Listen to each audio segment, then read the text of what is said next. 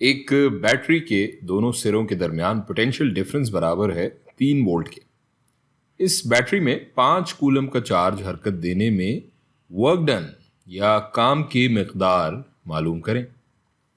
फर्ज करें ये हमारा बैटरी सेल है और इसके अक्रॉस या इसके अतराफ में पोटेंशियल डिफरेंस है यहाँ 3 वोल्ट।